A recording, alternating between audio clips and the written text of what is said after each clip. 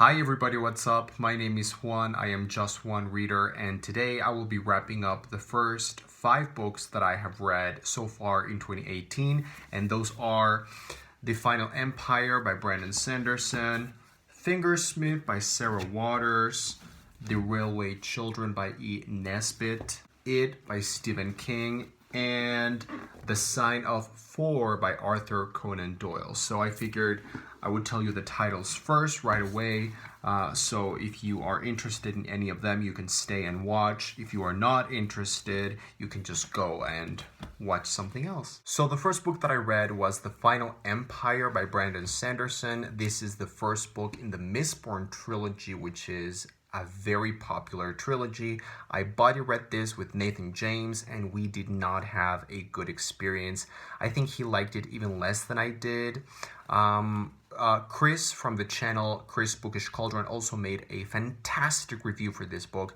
He went as far as claiming that this is the worst book that he has ever read, I think, or the book that made him the angriest or something to that effect.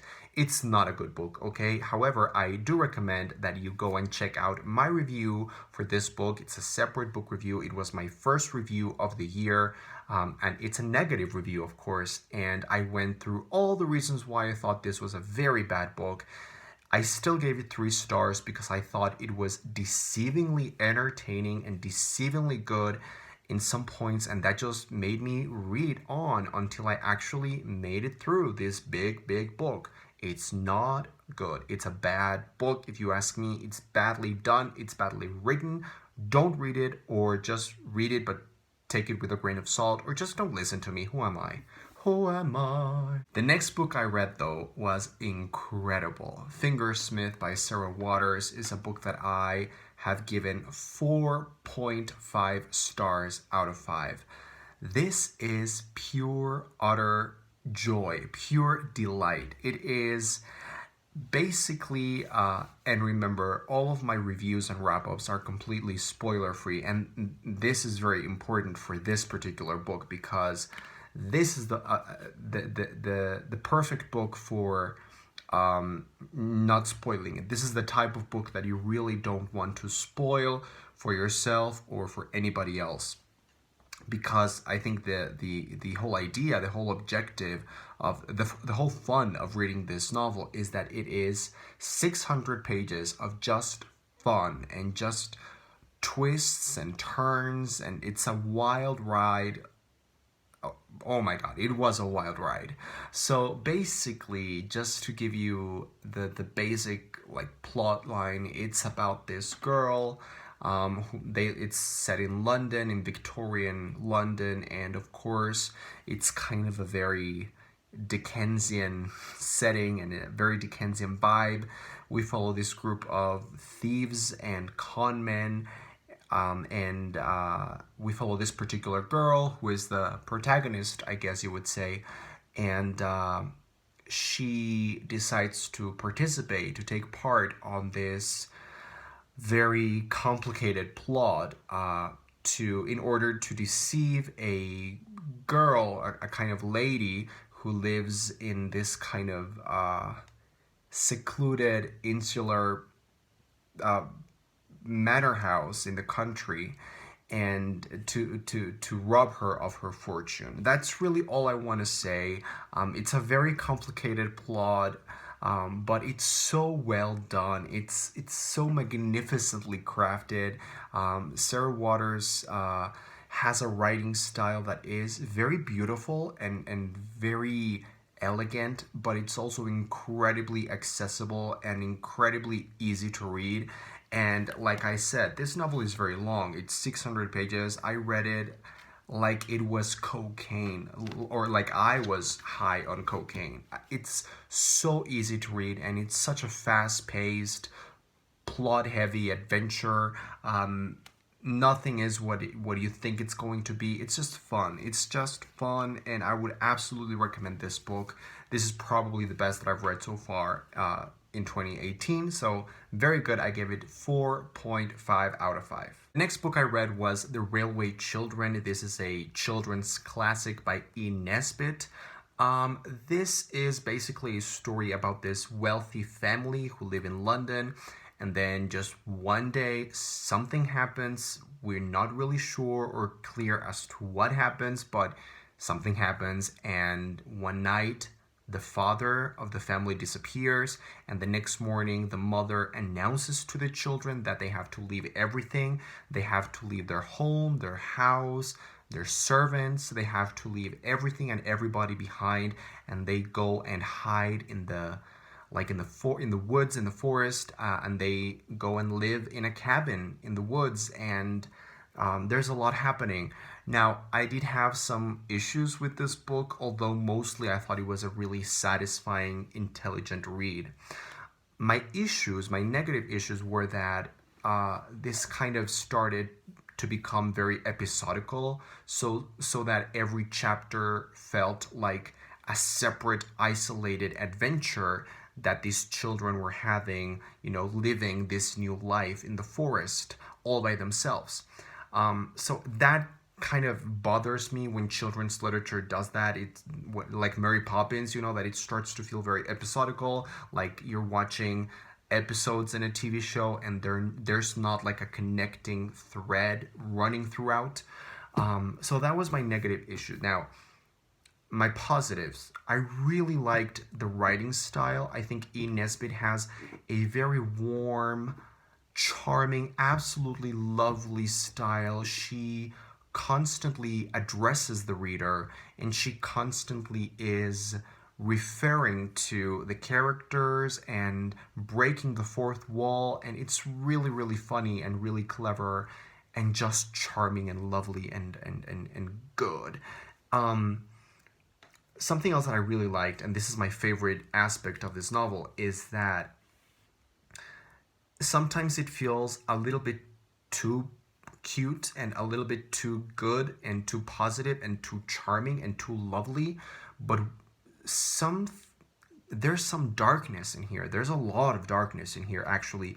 If you really think about it, these children, this entire family, is going through something that is absolutely tragic and traumatic and very upsetting and disturbing. And sometimes you forget about that, and the characters forget about that, and they go on their little adventures and meeting quaint, colorful characters and whatever. But if you really think about it, there's a lot of darkness in here, and I really liked how the author brought the moments of darkness from time to time, so that you could always feel that even though it seemed like very pretty on the surface, there was something really dark going on. And there's this whole exploration of childhood fears and anxieties that you experience when you are young and when you don't know what's happening, particularly when you don't know if things are all right with your parents, with your family, when you just don't know what's going on. So I really like that, and I gave this book 3.5 stars. I think it didn't change my life, but I thought it was a refreshing and kind of dark thing. The next book that I read was the one and only It by Stephen King. So I started reading this book back in September, so it took me around 5 months to complete it. It is very long, and I didn't want to rush through it. I wanted to take my time, and I am so glad that I did, because the payoff that this book has is bananas crazy. It's bonkers. So you know what this book is about. You know the story. If you don't know, then just go and look it up. There's no excuses for not knowing what it is about. It's culture, people. It's culture. And okay, so this book is really long. I think it's that long for the right reasons. However, I don't know if it should be that long. Like, I think it should be very long, but not this ridiculously long. This is 1,500 pages. I think maybe 1,000 pages would have been great. Because Stephen King does give a lot of detail about the town of Derry, which becomes like a central character in the story. It's there. This is a big enough story to justify its length, but I still think that there's a lot that could have been trimmed down, and it could have been a faster read, and it could have been less of a chore. Now, all that being said, just a couple of negatives and then I will get into the positives. My only negatives really were the length, and also Stephen King's writing is sometimes a little bit over the place. It's a little bit cheesy and a little bit, it almost made me cringe because sometimes he is very kind of, oh, I don't know, very cheesy. And so yeah, I've had that issue with his writing in the past, and that's just the way it is. Now, the positives, there were mainly two things that I adored about this novel. Firstly, the characters and the character development. So by the end of this gigantic book, you really feel like you have made friends. And that sounds so lame. Oh my God. I should just probably go and get drunk. I should get drunk. I deserve that because I just finished it. So I should probably get drunk. You know what? I'm going to get drunk, but not right now. We're in the middle of a review. So when you finish this, you really feel the payoff. You really feel like you know and care about this real people, about these real characters. You get to see them from when they're very young up until they are older, many years afterwards. And so that the relationship that you develop with them is amazing, and I love the characters, both separately as individuals and together as a group.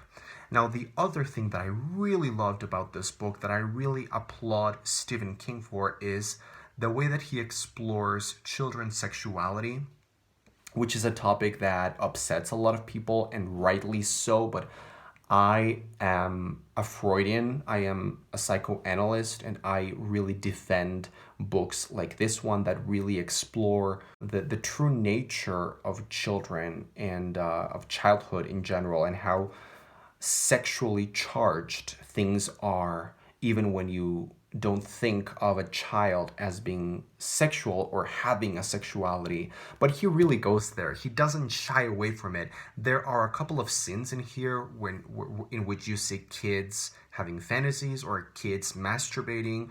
There's actually a scene at the end of the book which I thought was wonderful, but a lot of people find absolutely awful. It's basically an orgy with the children. They have an orgy. I thought it was incredibly meaningful. I thought it was incredibly important and metaphorical and charged with symbolism and whatever. Maybe I'm just stupid, or maybe I am high. Maybe I'm drunk. You don't know that. But I just love that. I love that aspect of the book. And overall, I think this is a great novel, and I gave it 4 stars. And the last book that I want to share with you guys today was The Sign of Four. This is the second Sherlock Holmes novel. It is, of course, by Sir Arthur Conan Doyle, but this particular edition that I own is annotated by Leslie S. Klinger, who is the scholar when it comes to Sherlock Holmes. This is the actual box itself, but the book is gorgeous, and it includes the novels. So yeah, beautiful edition. I really strongly recommend it. Now, Leslie S. Klinger really took his job of annotating this very seriously. There are more footnotes than there is actual Sherlock Holmes text in here, but it never bothered me.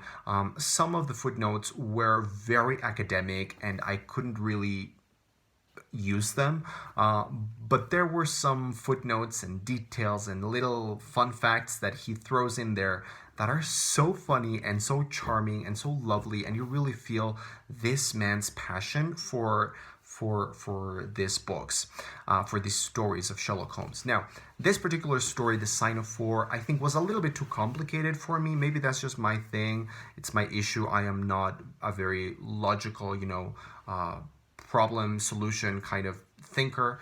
So some details about the story felt a little bit convoluted and kind of very complex for me, and they went right above my head.